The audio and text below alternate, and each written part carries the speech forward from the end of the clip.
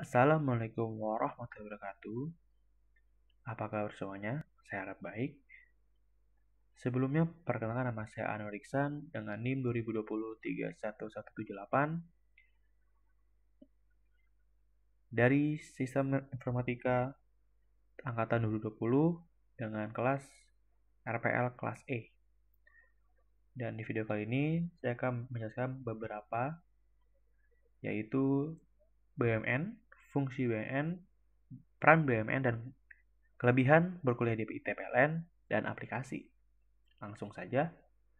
Pengertian BUMN. Secara umum, pengertian BUMN adalah badan usaha yang sebagian atau keseluruhan pemilikannya asetnya dikuasai oleh negara. Dalam hal ini, negara yang dimaksud adalah Negara Kesatuan Republik Indonesia. Jadi, BUMN adalah bentuk usaha nirlaba yang negara miliki. Dan selanjutnya, fungsi BUMN. Yang pertama, sebagai badan usaha yang menyediakan produk baik dalam bentuk barang maupun jasa untuk masyarakat Indonesia. Yang kedua, badan usaha milik negara bisa menjadi media untuk mengatur pengelolaan sumber daya alam milik negara dengan benar dan tepat. Dan ketiga, sebagai penyedia di layanan yang berkaitan dengan kebutuhan masyarakat. Dan keempat, menjadi wadah untuk mendorong aktivitas masyarakat di berbagai bidang usaha. Dan kelima, sebagai salah satu pendorong untuk memunculkan peluang usaha baru sehingga dapat menciptakan lapangan pekerjaan yang lebih banyak. Dan peran BUMN. Pada COVID 2018, memaksa banyak UMKM untuk gulung tikar karena ketidakmampuan untuk beradaptasi dengan perubahan menuju digitalisasi. Hal ini mendorong pemerintah untuk membantu kebangkitan UMKM, salah satunya di masa new normal. Namun jumlah UMKM di Indonesia tercatat sebanyak 64,2 juta. Jumlah UMKM di Indonesia yang cukup banyak tersebut membutuhkan berbagai stakeholder untuk dapat merangkul seluruh UMKM, sehingga pemerintah aktif untuk mengajak berbagai pihak untuk bekerjasama untuk bersama-sama membangun UMKM Indonesia.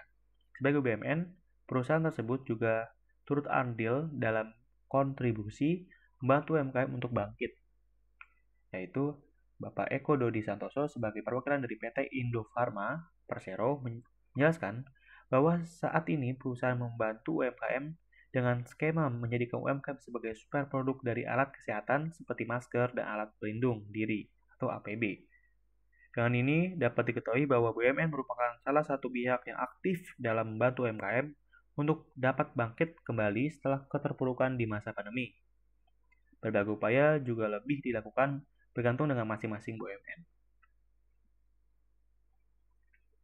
Selain itu, BUMN membuka kesempatan berusaha dan mendorong bisnis UMKM antara lain dengan pengembangan pelabuhan benua sebagai Bali Maritime Tourist Hub atau BMTH dan pengembangan Bakauheni Harbor City atau HBC yang dikonsep 100% untuk menyokong perekonomian lokal di kawasan sekitarnya.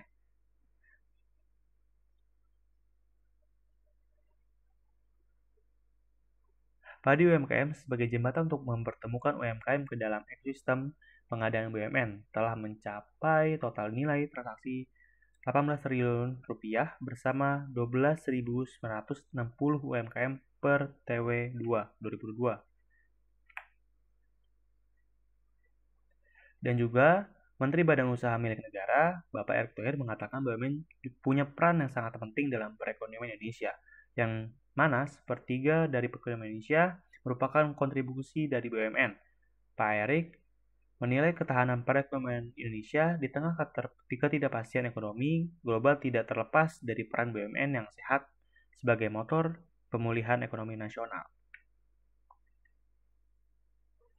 Dan selanjutnya, Kementerian BUMN memprediksi total aset BUMN telah mencapai sekitar 9.000 triliun rupiah di tahun 2021 atau sekitar 53% dari PBD BUMN yang sehat untuk membantu mewujudkan ekonomi kerakyatan yang berbasis adil dan makmur. Masyarakat yang makmur mampu meningkatkan perekonomian Indonesia, ujar Bapak Erick Thohir. Dengan basis ekonomi kerakyatan dan juga fungsi BUMN sebagai agen of development, lanjut Bapak Erick Thohir. BUMN tetap menjalankan proyek-proyek pembangunan yang menciptakan lapangan kerja di tengah pandemi 2019. Eco Lifestyle. Saat ini suhu rata-rata global telah mencapai 1,1 Celcius, semakin mendekati target Kesepakatan Paris pada tahun 2015 yang bertekad untuk menjaga agar peningkatan suhu tidak boleh melebihi 1,5 dalam abad ini. Pada kenyataannya, Indonesia masih tercatat pada peringkat ke-8 dunia sebagai negara penyumbang emisi gas rumah kaca atau 2 hingga 3% dari total emisi gas rumah kaca global. Indonesia diprediksi akan menjadi negara yang mendominasi kekuatan ekonomi dunia pada tahun 2045. Hal ini menjadikan peran BUMN sebagai katalisator pertumbuhan perekonomian Indonesia semakin penting dan memerlukan talenta terbaik bangsa untuk menjalankan transformasi kesiapan sumber daya manusia yang mumpuni secara penguasaan ilmu dan teknologi diantaranya dimulai dari lingkungan perguruan tinggi. Bapak Arya Sinulinga lebih lanjut juga menyampaikan tentang kebijakan lingkungan Kementerian BUMN diantara mendorong lahirnya talenta digital agar mampu bersaing di masa depan. Dengan target digital, talent ready sebanyak 20% dari total talenta BUMN di tahun 2024, serta membuka ruang bagi kesetaraan gender dan kesempatan milenial untuk memimpin BUMN. Kehadiran generasi muda menjadi inspirasi sekaligus menjadi energi penggerak kemajuan dan transformasi BUMN. Dengan tuntutan dunia usaha yang semakin kompetitif, per tahun 2021 tercatat Direktur BUMN perempuan telah mencapai target 15%, sedangkan direksi BUMN dari milenial mencapai target 5%. Di akhir tahun 2023 ditargetkan 25% direksi BUMN perempuan dan 10% direksi dari milenial. Dan kelebihan kuliah di ITPLN yaitu 1. Fokus ke industri energi dan ketenagalistrikan. Permintaan energi global cenderung mencapai 2 kali lipat pada tahun 2050. Permintaan batu bara di tahun 2050 diprediksi bakal anjlok 40% dari kondisi saat ini. Direksi Jenderal Mineral dan Batu Bara atau Minerba, Kementerian Energi dan Sumber Daya Mineral (ESDM), Ridwan Jamaluddin mengatakan hal ini terjadi seiring usaha dunia bertransisi dari energi fosil ke energi baru terbarukan. Itu pun karena kampus ITPLN banyak diminati setiap industri karena terfokus ke industri tinggi. Yang kedua ialah dosen yang berpengalaman.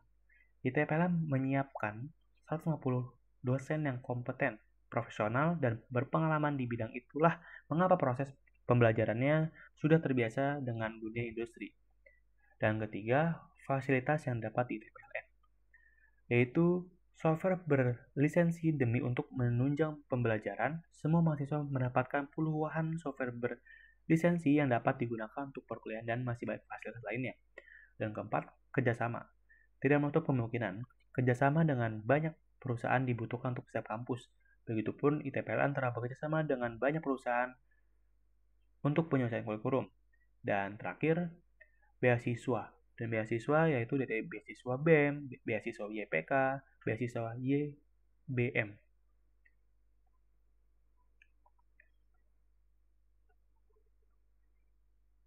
Dan ini adalah aplikasi yang saya buat. Sebelum saya menjelaskan, lebih baik melihat dulu prototipenya.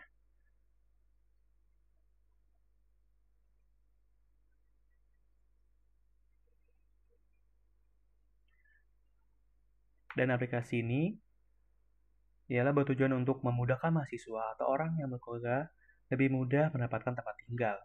Dikarenakan susahnya mahasiswa dan orang-orang yang berkeluarga untuk mendapatkan rekomendasi tempat tinggal, yang dimana teman-teman tidak usah untuk menuju ke salah satu tempat untuk survei satu kosan, yang dimana di aplikasi ini sangat amat mudah. Sudah ada fasilitasnya dan harganya dan rekomendasi lokasi terdekat. Dan itu saja. Terima kasih. Assalamualaikum warahmatullahi wabarakatuh.